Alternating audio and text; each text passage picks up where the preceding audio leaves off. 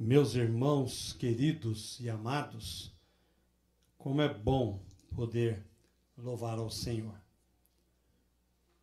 Quando você chega no dia de hoje em que nós realizamos o culto cívico,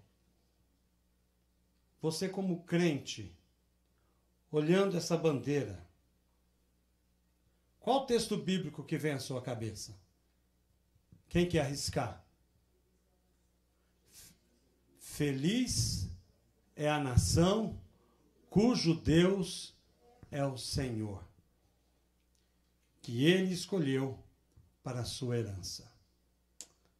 Feliz a nação cujo Deus é o Senhor e o povo que ele escolheu para a sua herança. Salmo 33, 12.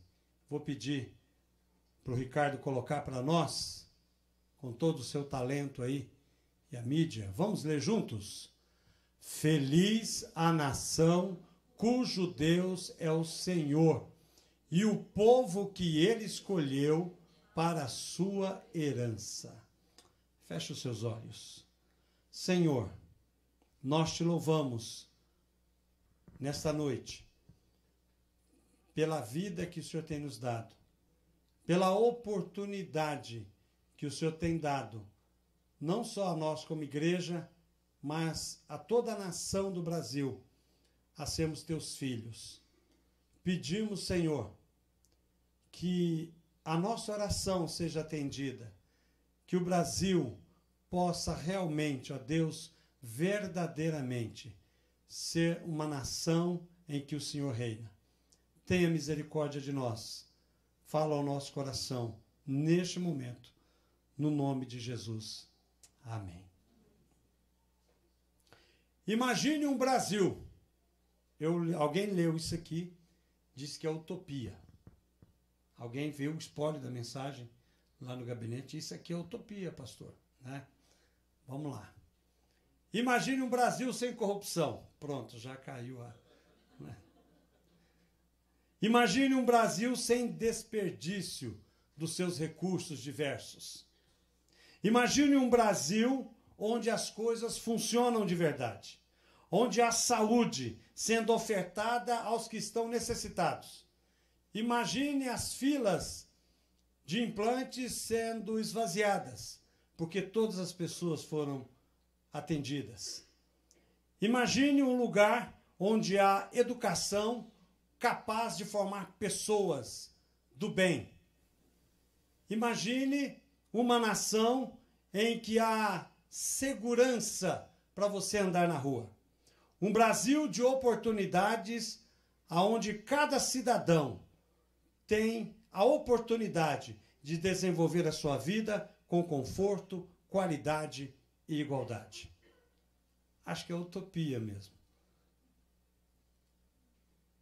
Mas o texto diz para nós que Deus declara que uma nação cujo Deus é o Senhor é uma nação abençoada, é uma nação feliz. O versículo em destaque dá uma informação para algo que pode acontecer no Brasil. Ele não é, está longe de ser, talvez nunca será, mas a Bíblia dá a receita.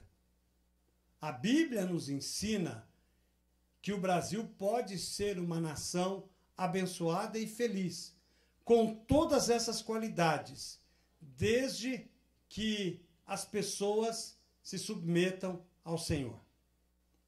Isso não aconteceu nem com o povo de Israel, que em determinado momento, lá em 1 Samuel, capítulo 8, chega na presença de Samuel e diz o seguinte: olha, os seus filhos não servem a Deus e nós queremos um rei. E quando Samuel vai chorar na presença do Senhor, Deus diz a Samuel: dê um povo a esse rei, dê um rei a esse povo, porque o povo não rejeitou você, o povo rejeitou a mim. O Brasil rejeitou a Deus. o Brasil, na sua grande maioria e nas suas diversas áreas, tem rejeitado a Deus. Mas o fato que eu acho que é interessante, que se o Brasil realmente buscasse essa ação em suas vidas, como nação, como direção, e buscasse realmente servir ao Senhor, o texto nos mostra que seria uma nação abençoada de forma grandiosa. E como que é isso? Não é toda a nação convertida a Jesus.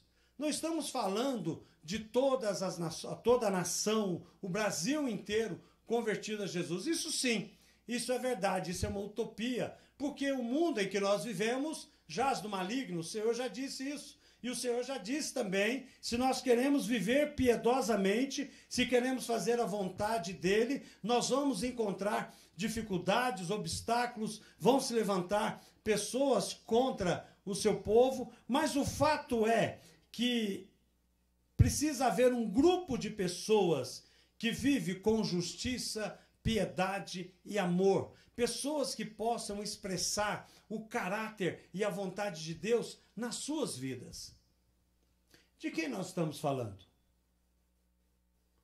Da igreja. A igreja de Jesus tem esse papel.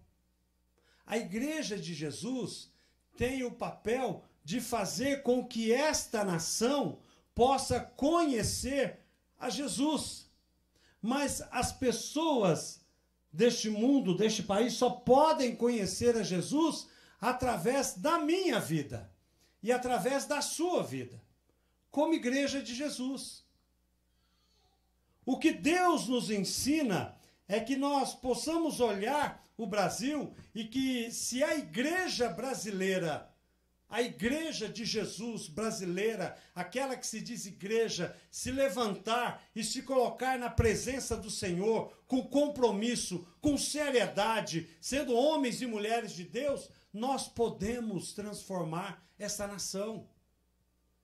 O IBGE diz que nós somos 30 milhões de evangélicos. É muita gente que se diz cristã, que se diz crente. É muita gente que se diz que um dia levantou a mão, recebeu Jesus como Salvador, tem o seu nome escrito no livro da vida. É muita gente que diz que anda pela vontade do Senhor e quer fazer a vontade do Senhor. Então, se nós somos 70 milhões, se nós vivemos assim, nós podemos então e devemos demonstrar Jesus Cristo, a única esperança. Podemos viver aquilo que o Senhor ensina para nós, para que nós possamos inspirar outras pessoas com o nosso exemplo. Para que as pessoas possam ver na minha família, na sua família, pessoas equilibradas, pessoas abençoadas, pessoas que andam de acordo com a vontade do Senhor. Nós podemos e devemos praticar e plantar a educação das boas maneiras para que haja um convívio harmonioso entre as pessoas. Nós podemos e nós temos a capacidade e temos o poder de viver em espírito e em verdade que o Senhor dá a cada um de nós. E nós precisamos, então, meus irmãos, olhar esse texto que o Senhor dá para nós e saber que nós, como igreja de Jesus, nós podemos ser luz nessa nação. Nós podemos ser. Nós devemos ser. Nós precisamos ser. Um texto que eu gostaria de compartilhar com você também é Marcos capítulo 12, o verso 29 ao verso 31.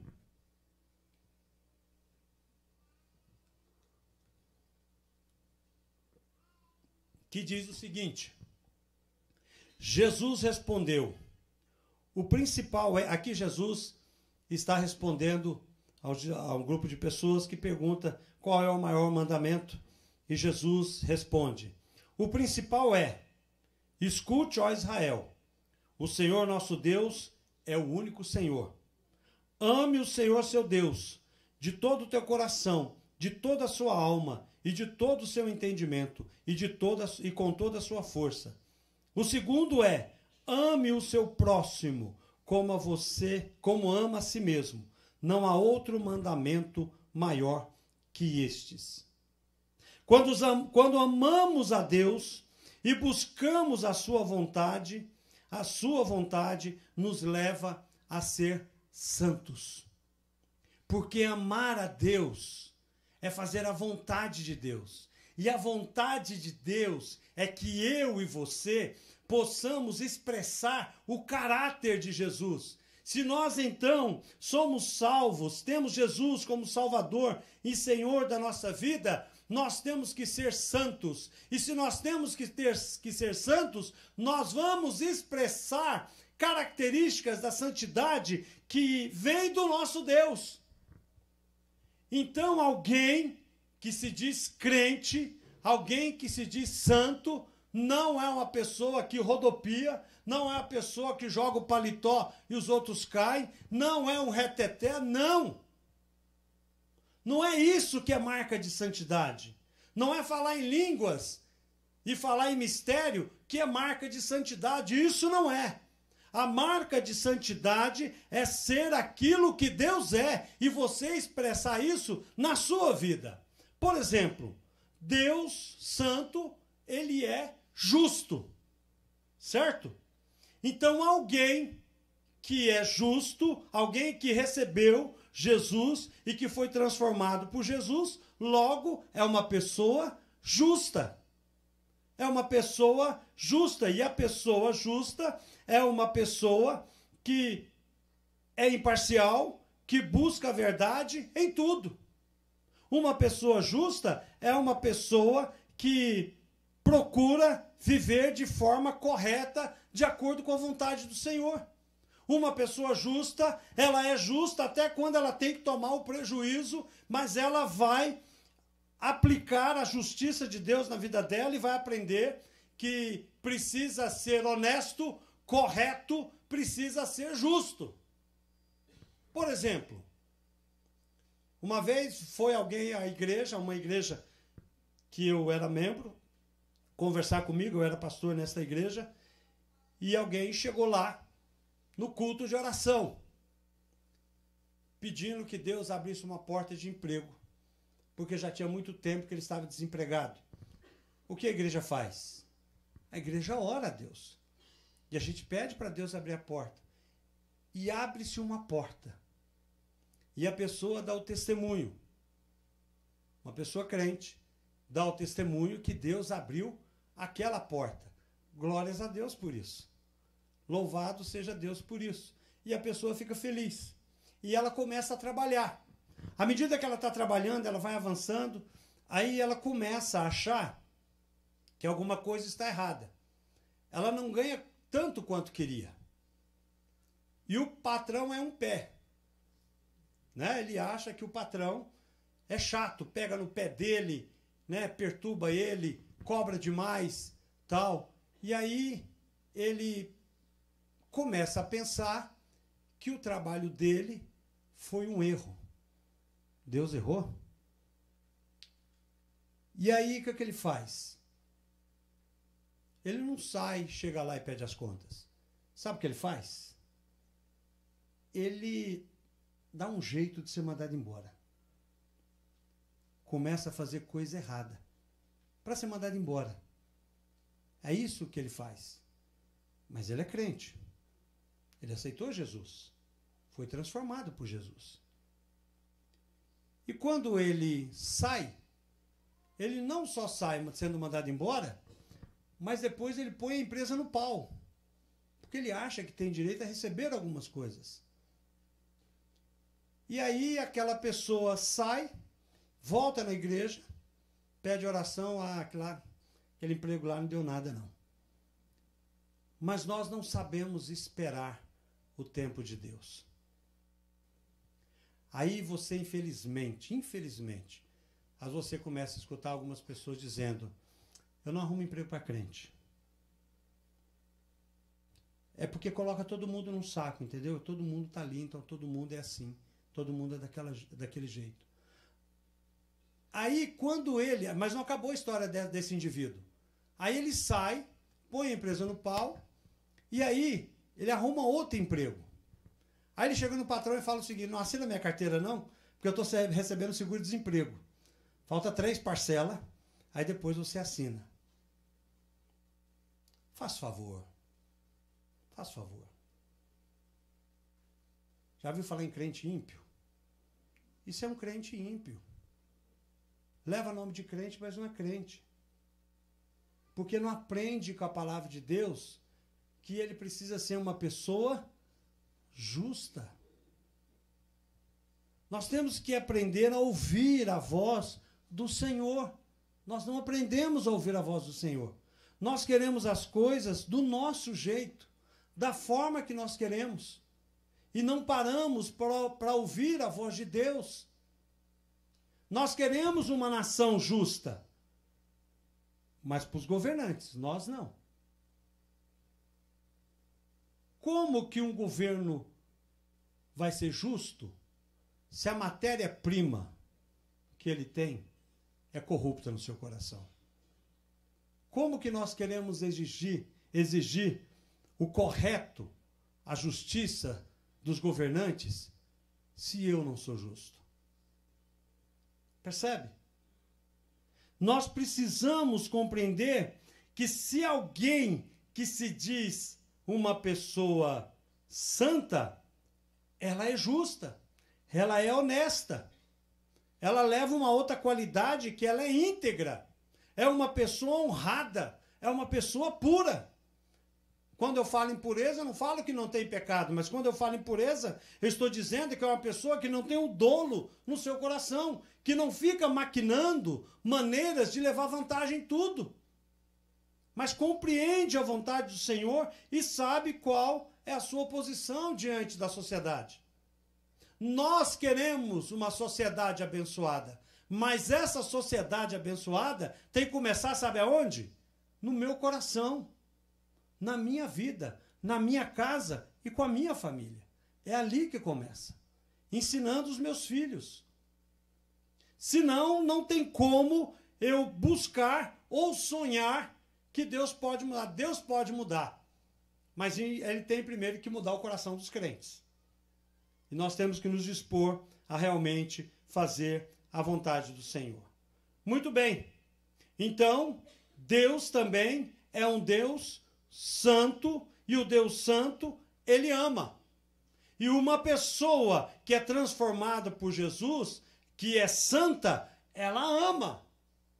O texto que nós acabamos de ler do Evangelho de Marcos diz exatamente isso, que o Senhor está dizendo e ensinando para nós que todo o mandamento dos 10 mandamentos, ele é resumido em 2 mandamentos: amar a Deus sobre todas as coisas e amar ao próximo.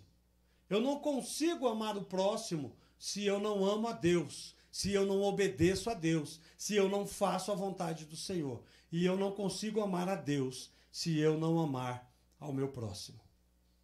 Se nós queremos uma nação abençoada, nós temos que aprender a amar o próximo. Quando nós falamos em amar, nós colocamos nesse bojo também, é ter compaixão. É aquela pessoa que se coloca no lugar da outra, na dificuldade da outra.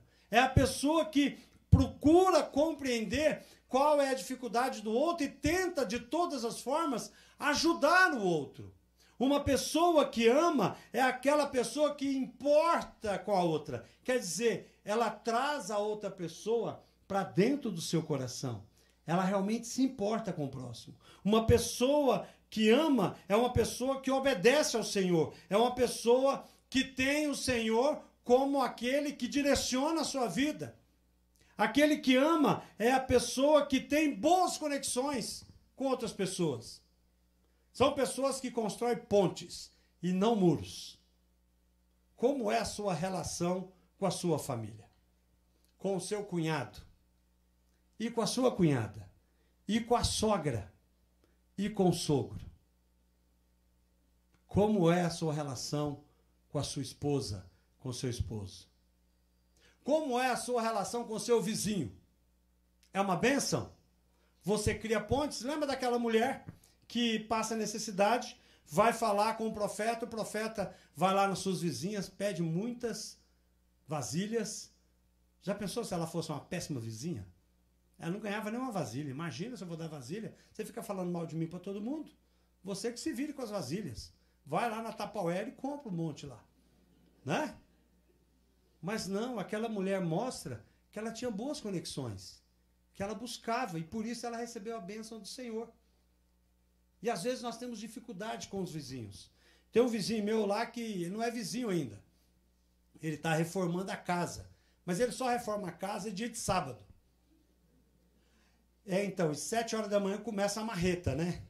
Ele tem uma furadeira lá, parece a metralhadora do Rambo. Aí ele põe na parede lá que ele está tirando os azulejos e fica lá, quebrando tudo lá. E hoje, quando foi 7 horas da manhã, hoje começou cedo, domingo, e ele começou a quebradeira. Eu pensei, eu vou chegar na igreja hoje 8h30 da manhã, porque eu não vou pregar de manhã, o Gilead, só um monte. Que nada.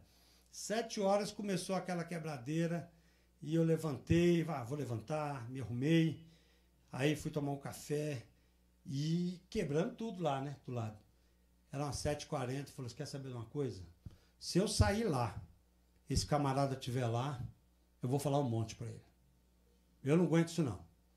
E minha mulher falou, não, você não vai fazer. Vou fazer meu papel de macho alfa e vou falar quem é que manda aqui nessa rua aqui. E eu fui com essa intenção. Me arrumei todo, peguei minha Bíblia, né? E saí. Aí eu saí, mas eu passei direto. Aí eu passei, mas eu esqueci de pegar o blazer, e voltei, apertei a campainha. Aí a Clarete veio, você falou? Não falei não, mas... Aí quando a gente foi sair, que eu peguei o blazer, fui sair, aí a moça, que é a esposa do rapaz, ela sai lá fora, né? E fala assim, bom dia. Eu falei, bom dia. Aí ela falou assim, me perdoa. Eu sei que eu estou incomodando. Olha o tapa, né? Eu sei que eu estou incomodando. Você quer que eu pare? Eu paro agora. Não. Eu falei, não tem problema, não. Não tem problema. A gente levanta cedo aqui em casa. Você sabe o que é isso? Deus nos constrange para amar as pessoas. Deus nos chama a atenção. E foi Deus que promoveu aquilo ali. Na minha cabeça de homem, eu vou detonar, né? Quem que manda aqui? Um homem do meu tamanho? Que negócio é esse? Que nada. A menina saiu de lá batendo papo com a Clarete ainda deu café para ela ainda. Tomou o meu café. Mas Deus faz isso conosco. Deus nos chama para criarmos conexões, criar pontes, ser bons vizinhos. Se nós queremos uma nação abençoada, primeiro a minha casa tem que ser abençoada e a rua da minha casa tem que ser abençoada e as pessoas têm que olhar para mim e dizer, se você tem algum problema, procura aquele rapaz lá que ele vai orar por você. É isso que nós temos que fazer. Ser pessoas que realmente buscam fazer a vontade do Senhor, amando ao próximo. Não fazendo como muitos pastores, como muitos líderes fazem por aí. Deixa eu dizer uma coisa para você que está na internet e talvez você que está aqui. Igreja de Jesus não é pidona de dinheiro. Igreja de Jesus não está aqui para sugar você. Igreja de Jesus está aqui para te abençoar e te apresentar Jesus Cristo como a única solução. Pastor de igreja de Jesus, ele é para pastorear, ele é para abençoar, ele é para orar. Eu já vi, você já viu, muitos pastores na televisão amaldiçoando pessoas. Pastor não é para isso. Pastor é para orar por você. Pastor é para te acompanhar quando você estiver doente. Pastor é para ir lá no hospital orar por você e dizer para você que se Deus quiser, Ele vai te dar vida, mas se você morrer, Ele vai te dar a vida eterna se você recebê-lo como Salvador.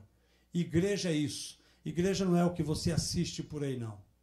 Igreja chama você para um compromisso com Jesus. Isso é igreja e é assim que deve ser um pastor de uma igreja. Vem aqui, porque assim nós vivemos. Posso falar da nossa igreja. Posso falar dos nossos pastores, que têm compromisso com a palavra. Por isso que se nós queremos fazer a vontade de Deus, nós precisamos amar as pessoas, ter misericórdia e se sofrer o prejuízo por amor ao Senhor. Mas o Deus que é santo também perdoa. Logo, alguém que recebeu Jesus e foi transformado por Jesus, ele é uma pessoa que perdoa. Ok? Vou fazer de novo, né? Se uma pessoa foi transformada por Jesus e tem a sua vida, Jesus como seu Senhor, e se Jesus perdoa, então essa pessoa também perdoa. Glória a Deus, todo mundo já sabe disso. É isso aí. Uma pessoa que tem Jesus, ela perdoa, ela releva, ela não vira a cara, ela tem paz no seu coração e transmite essa paz às outras pessoas. Se nós queremos ter uma sociedade, uma nação abençoada, não basta perdoar. Tem que perdoar 70 vezes 7. Tem que perdoar 490, pelo menos num dia. Temos que perdoar sempre. Por quê? Porque eu, miserável pecador, juntamente com você, que poderíamos ir de mãos dadas para o inferno, somos perdoados por Jesus todos os dias. Por isso, se nós queremos ter as nossas orações apresentadas e perdoadas pelo Senhor, nós precisamos aprender a perdoar. Esses dias eu vi uma celebridade, uma das maiores reconhecidas no Brasil, que brigou com uma irmã. Uma era lulista e a outra era bolsominion. E elas ficavam se degladiando pelo celular. Aí, aqui a celebridade falou assim, para, senão eu vou te bloquear. Pumba, bloqueou. Tirou das redes sociais, cortou o telefone, bloqueou. Aí passou a eleição, aí ganhou quem ganhou, e aí ela não conversou. Aí ela falou, não tem nada não, em fevereiro ela vem. Quando ela chegar aqui, em março é meu aniversário, eu faço as pazes com ela. Só que ela não contava que a irmã dela morreria em janeiro. A irmã dela morava lá na Espanha. E a irmã dela morreu em janeiro. E ela falou, puxa vida.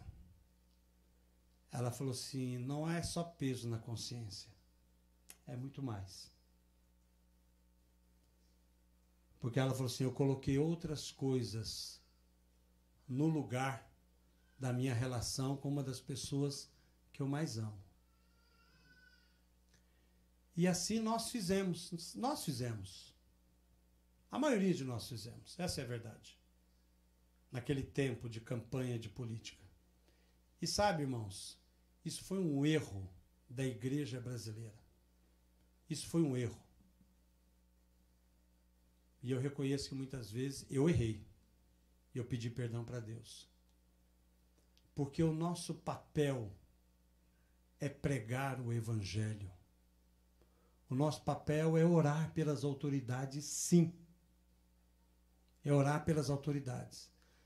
Quando eu falo que eu não fiz isso de púlpito. Eu fiz isso na minha vida particular, no meu dia a dia. Não de púlpito, jamais. Mas nós deveríamos orar mais, interceder mais. E por conta disso, nós fizemos algo horrível. A igreja brasileira ficou mal vista.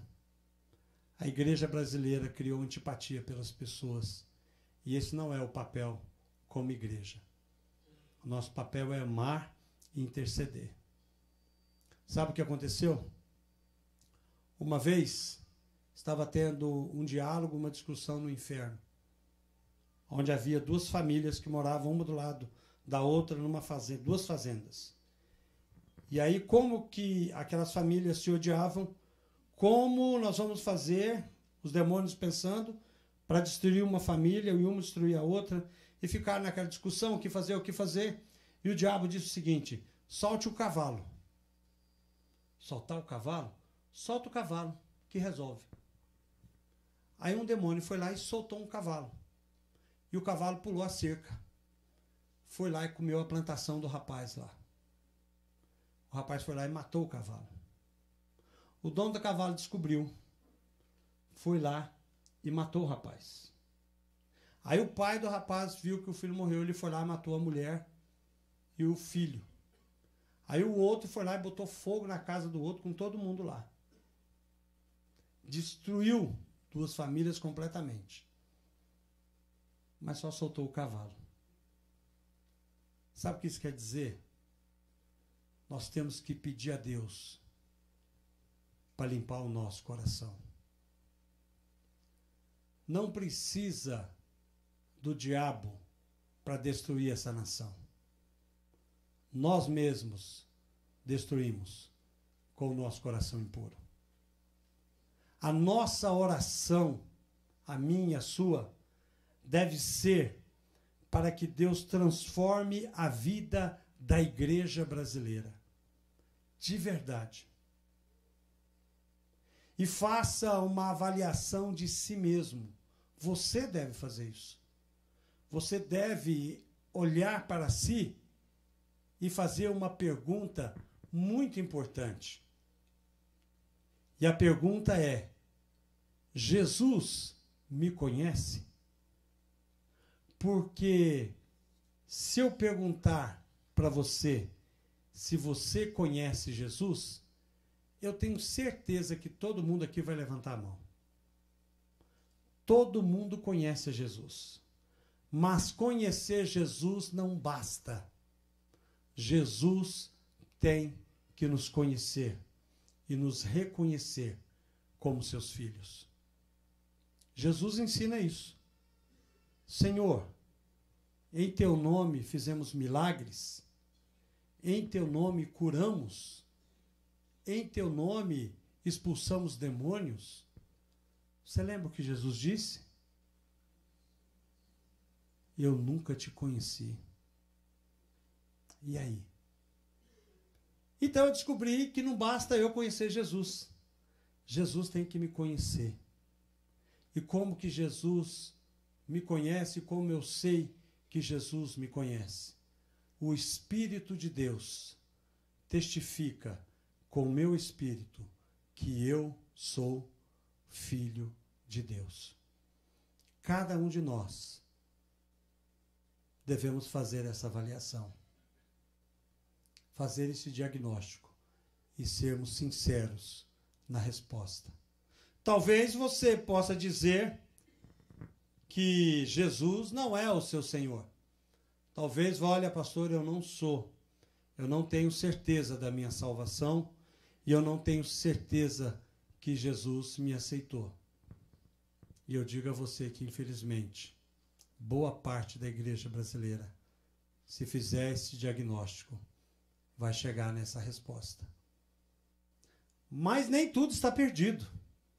Há esperança, porque Jesus Cristo é a única esperança. Se nós orarmos, pedir perdão para Deus, pedir que a graça e a misericórdia dele esteja sobre a nossa vida, igreja brasileira, nós podemos mudar essa nação. Mas antes de mudar essa nação, ele tem que mudar a nossa vida. Lembre-se disso. Jesus Cristo é a única esperança para a sua família. Jesus Cristo é a única esperança para o seu casamento. Jesus Cristo é a única esperança para o seu trabalho, para a sua profissão. Jesus Cristo é a esperança para o seu coração entristecido. Jesus Cristo é esperança e vida para você que não tem certeza de vida eterna. Queremos uma nação abençoada, mas Deus só abençoará essa nação a partir da minha vida e da sua vida. E assim poder pregar o Evangelho às outras pessoas, para que elas também possam receber Jesus como Salvador e Senhor das suas vidas. Aí sim, nós podemos ver e sentir a realidade do Salmo 33. Seremos felizes, e feliz é a nação cujo Deus é o Senhor. E o Senhor tem colocado essa esperança para nós, através da Igreja de Jesus. Vamos orar pela nossa nação. Vamos orar pelos nossos governantes.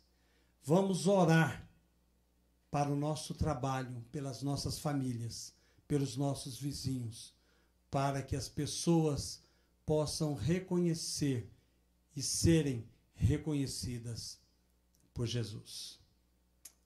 Amém? Vamos ficar em pé? Quero orar com você neste momento. Feche os seus olhos, se você puder, por um momento.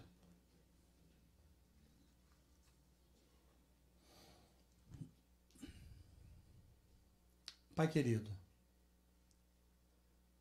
nós estamos aqui, Senhor, diante do Senhor, para pedir ao Senhor o perdão pelos nossos pecados. Senhor, que o Senhor limpe os nossos corações. Ó Deus, daquilo que nós expressamos aqui e ouvimos da Tua palavra, que se somos, ó Deus, realmente santos, nós devemos expressar o caráter do Senhor em nossa vida, Pai. Nos ajuda, Senhor.